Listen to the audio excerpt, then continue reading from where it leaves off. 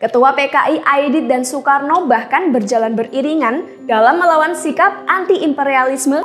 Tapi saat prajurit menurunkan 4 orang dan 3 mayat, Mayor Gatot Soekrisno kebingungan. Ia menyadari ada miskomunikasi. Halo sahabat Kompas.com, sering dengar himbauan awas disusupi PKI atau pernyataan PKI gak boleh ada lagi di Indonesia. Kayaknya PKI ngeri banget ya. Tapi sebenarnya kalian tahu nggak sih PKI itu apa? Sebelum kita bahas lebih jauh soal PKI, kalian harus paham dulu nih tentang komunisme. Ngomongin komunisme, harus berangkat dulu dari gagasan Karl Marx. Marx waktu itu mengklaim udah nemuin hukum-hukum perkembangan masyarakat dan membuka rahasia perekonomian kapitalis.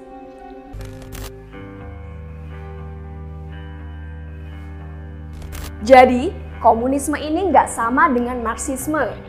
Marx meramalkan kalau suatu saat kelas buruh akan berontak karena tekanan watak penindas borjuis yang akhirnya menciptakan masyarakat tanpa kelas. Ajaran Marx ini menginspirasi Vladimir Lenin di Rusia.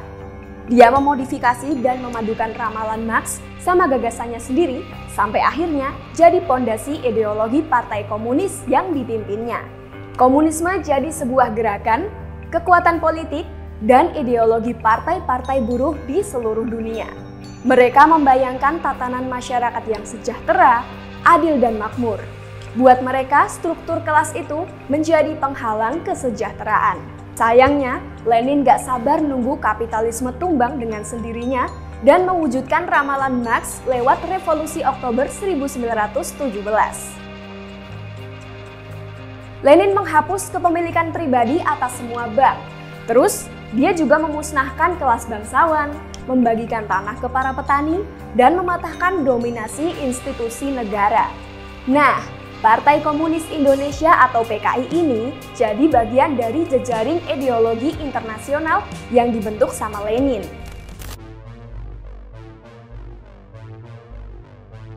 Kalian kalau mikir PKI ini bakal melakukan aksi kayak Lenin, kalian salah guys. Di Indonesia, PKI ini partai politik biasa.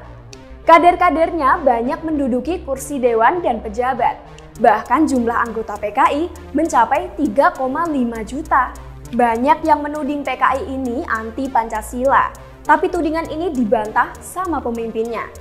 DN Aidit bilang kalau PKI menerima Pancasila secara keseluruhan dan meyakini kalau Pancasila itu alat pemersatu bangsa. Pernyataan DN Aidit ini ada di majalah Pembina yang terbit 12 Agustus 1964. Di 1926, PKI yang dulu bernama Indische Sozial-Demokratische Vereniging atau ISDV emang sempat dianggap terlarang karena aksi revolusi di Banten. Tapi ya waktu itu yang disasar adalah pemerintah kolonial Belanda dan pegawai pemerintahan. Kemudian 1948, di Madiun yang selama ini dianggap sebagai pemberontakan sebenarnya adalah bentrok antara kelompok masyarakat. Meski sempat hancur, PKI akhirnya bangkit kembali. Setelah kebangkitannya, Ketua PKI Aidit dan Soekarno bahkan berjalan beriringan dalam melawan sikap anti-imperialisme dan anti-barat. Sampai akhirnya, PKI kembali dapat legalitas di 1950 dan meraih posisi keempat saat pemilu 1955. Sebagai partai, PKI lebih memilih berkeliling ke desa-desa buat memperkuat basis dukungan guys. Tapi akhirnya, partai ini hancur di tahun 65. Itu gara-gara G30S.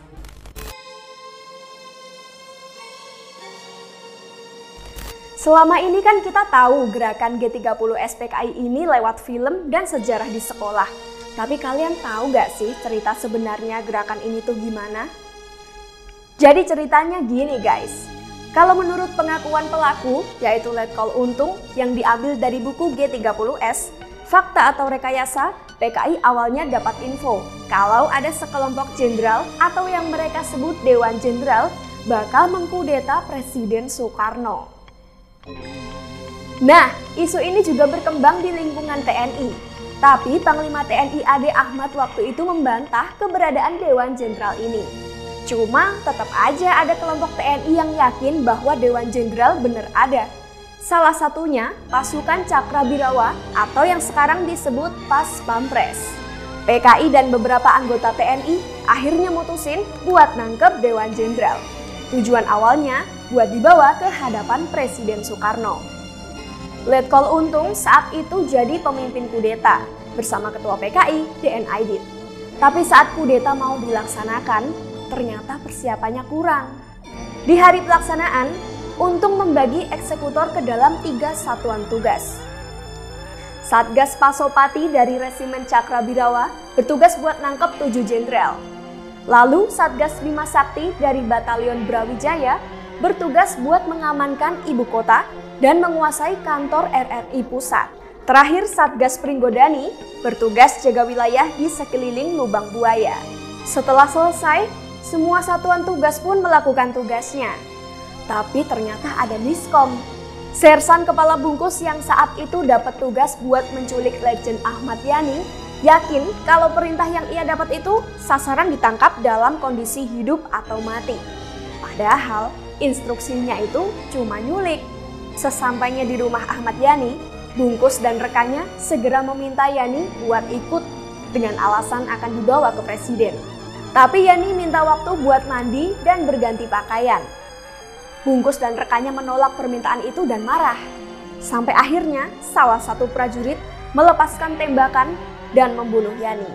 Tapi saat prajurit menurunkan 4 orang dan 3 mayat, Mayor Gatot Sukrisno kebingungan. Ia menyadari ada miskomunikasi. Padahal Letkol Untung udah bilang tangkap mereka akan kita hadapkan ke Soekarno. Siangnya, eksekutor G30S mengumumkan penangkapan dan pembunuhan. RRI menyiarkan pengumuman soal ditangkapnya sekelompok orang yang disebut Dewan Jenderal. Mereka juga akhirnya mengumumkan kalau penangkapan dilakukan sama Dewan Revolusi buat mencegah tindakan Dewan Jenderal yang ingin mengkudeta Presiden Soekarno. Nah, jadi gitu cerita asli menurut pelakunya.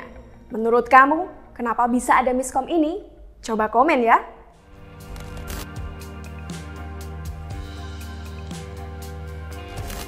Melihat peristiwa G30S PKI, mungkin kalian bertanya-tanya, sebenarnya siapa sih dalang dari peristiwa ini? Sepanjang sejarah, setidaknya ada 4 teori yang beredar selama ini. Pertama, teori yang bilang dalangnya PKI. Menurut teori ini, G30S didalangi sama tokoh-tokoh PKI yang memperalat tentara. Teori yang dipopulerkan Orde Baru di bawah Soeharto ini bilang PKI ingin menguasai Indonesia. Apalagi disebut juga aksi-aksi yang melibatkan PKI di tahun-tahun sebelumnya.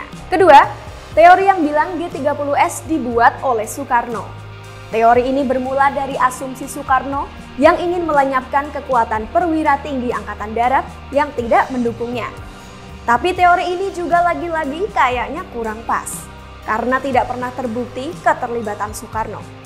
Dan justru Soekarno pihak yang dirugikan, gara-gara G30S dia malah dilengsarkan dan diasingkan. Ketiga, teori yang bilang kalau Soeharto dalangnya. Ini karena Soeharto sempat bertemu dengan Latif dan Letkol Untung yang waktu itu memimpin rencana G30S. Saat malam G30S itu, Latif mengungkapkan rencana penculikan jenderal-jenderal ke Soeharto. Tapi Soeharto tidak berusaha menggagalkannya sampai hal itu terjadi.